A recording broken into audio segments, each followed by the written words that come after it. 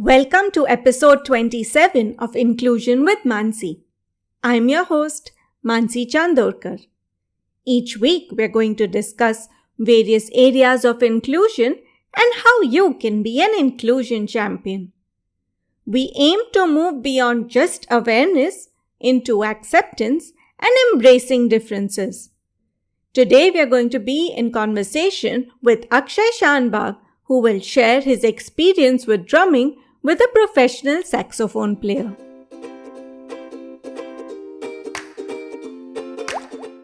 Hi Akshay, welcome back to Inclusion with Mansi. You've already been on this show where you explained to us about your music group, your music club.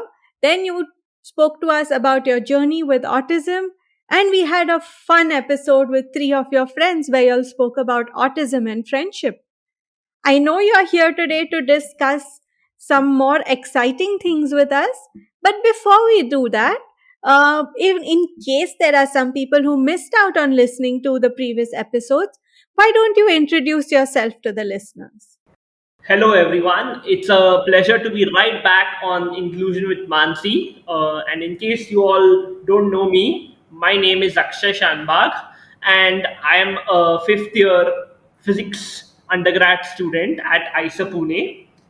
And I have done a little bit of research in first nanomechanics and then solid state physics, and then now I'm going to do research in electronics very, very soon.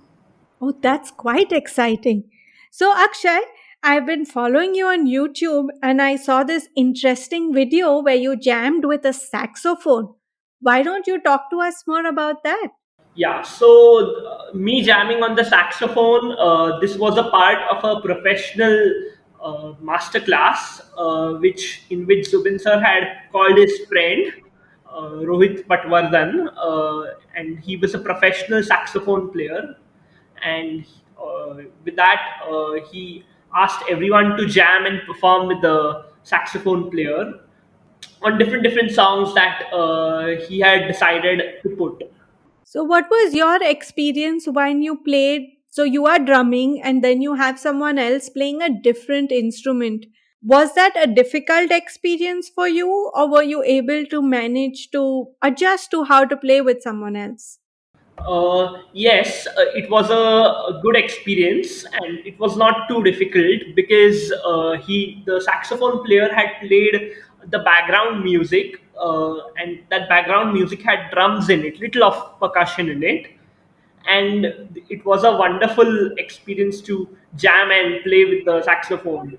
And it was all about making sure to that you go after it, like match with it, so that you can it's easy for you to match with the beat and everything else. Yeah, that's right. So, tell me, Akshay, apart from the saxophone, have you jammed with any other instruments? uh, Not in reality, not much in reality. So other than Vineet sir's guitar, he's a guitar player. Other than guitar and maybe little of keyboard also, I have not jammed with any other instruments. And why I saxophone was very important for me is because we have not seen saxophones in concerts, actual concerts. Not even my college fest has explored about the use of saxophone in concerts and other college fests. And so far, I hear saxophones only in South Indian weddings and other religious events. It's a very good experience to learn and understand how it works, because the professional musician had also given a brief introduction about the saxophone and how it works. And this should also be holding true for other professional musicians who come and take a master class on the instruments. So hopefully we can get more and more professional musicians playing other instruments, like for example ukulele or many other this. So I have played with instruments on a simulation, not as a real. So only as a background music, not as a real. Okay, so it is a whole different experience to play it live and then to play it with music being playing in the background. So, you were talking about how using different instruments could help with inclusion. Can you tell the listeners more about that? Yeah, I would like to convey that when you're exposing yourselves to different instruments, you're learning how the flow is very different as compared to that of a guitar. So, like for example, if it's a saxophone or a ukulele, the dynamics, amplitude, or there are many parameters that will get affected. So, for example, when you're playing with a guitar, it's usually little loud. The drums play louder. Or if you're playing with a saxophone, here also the amplitude could vary. It can be a loud music or it can be a soft music also. Typically, soft music is also played better for saxophone, but in ukulele it goes very soft because it's a very soft-hearted instrument, unlike guitar and other instruments. And another thing is in general, when you're talking of instruments, you also have to dampen using the instrument using dampeners, or by lowering the volume, or by adjusting various parameters, like for example distance, or many other parameters that come, like playing style as well, how you play the instrument. Yeah, so to play softer, you said we need to use dampeners, but this is a very technical term which only musicians understand. So, for the listeners, can you tell us what dampeners are? So dampeners are basically like cloths, pieces of cloth for drummers, or in other instruments they can be even muters, or maybe like sheets of specific material that have the capability of proofing the sound and lowering the volume. Like for example, you have little of foam sheets, or any other sheets that can lower the amplitude of the instrument sufficiently and make it sound good. Yeah, and you also mentioned earlier that there are different types of drumsticks that are available to make different types of sounds while you're playing on the drum, right? The intensity changes when the drumstick changes. Yeah, so change of sticks, yeah, this works mainly for the drummers. So yeah, the intensity of the sticks will vary depending on how the shape of the drumstick is. Like for example, if it is a regular drumstick is a solid drumstick, but the one which is made of multiple drumsticks, a bundle of small sticks, that's slightly hollow, there's an air gap, so that's causing it to dampen. It's not a solid stick anymore. It is a bundle of solid sticks, so that makes it look hollow, and so the Yeah. sound is reducing. There's an air gap. Yeah, so you mentioned that, like you may be good at playing a certain instrument, but actually jamming and playing live with different kinds of instruments, with different kinds of percussions, and different sounds really helps. And in inclusion, you said that that could be done with different kids playing different things that they're good at doing, and, mixing it up with kids and adults and everyone playing together. Do you think that works as a good situation while jamming?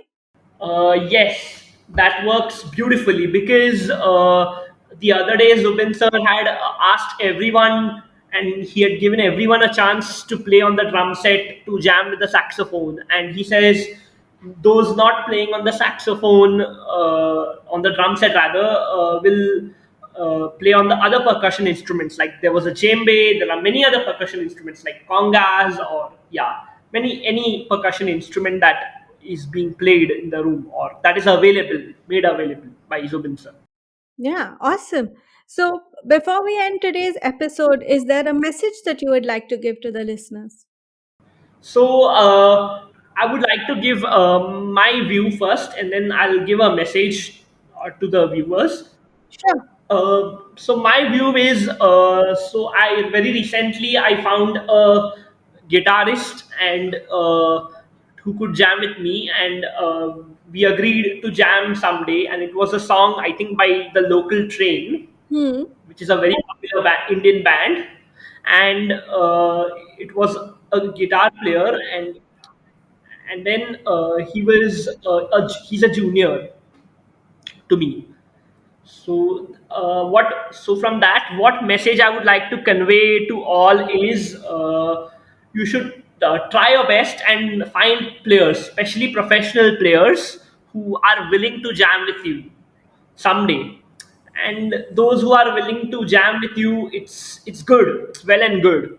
So yeah, and it's a matter of luck also. But and if you get an opportunity, do go for it. That is the message I would like to convey. And would you like to give a message to kids who are just about starting to explore different instruments and learn different instruments? How would you like to encourage them to take more interest in this? So for the youngsters, I will say, given their age is too small, I think they should start with their music teacher, and then they'll need a little more of motivation from the music teacher about how instruments works, and then maybe the music professional should give a very basic idea, not a too complicated idea for the youngsters, so that they should be able to understand, because they cannot understand things that are very complicated. Yeah, so it helps to give a basic understanding of what is this instrument and how it works. Then it becomes easier to play the instrument and learn more about it in detail and as you grow, right? Okay, yeah, it is right, because it's a wonderful opportunity for youngsters to explore their own creativity, and it's very useful for development as well. Awesome. So, thank you so much, Akshay, for your lovely insights and views on this topic about jamming and different instruments and how this could be used for inclusion. So, thank you so much, and hopefully, we'll meet again on a different topic. Thank you, and I will look forward to see you soon. And yeah, thanks. Thank you for tuning in to Inclusion with Mansi. If you have enjoyed today's episode, do share the podcast with your family and friends. I would love to hear your feedback. You can connect with me on my Facebook page or Instagram at Inclusion with Mansi. You may also email me at inclusionwithmansi@gmail.com. Thank you for listening. Until next time, remember to share our similarities and celebrate our differences.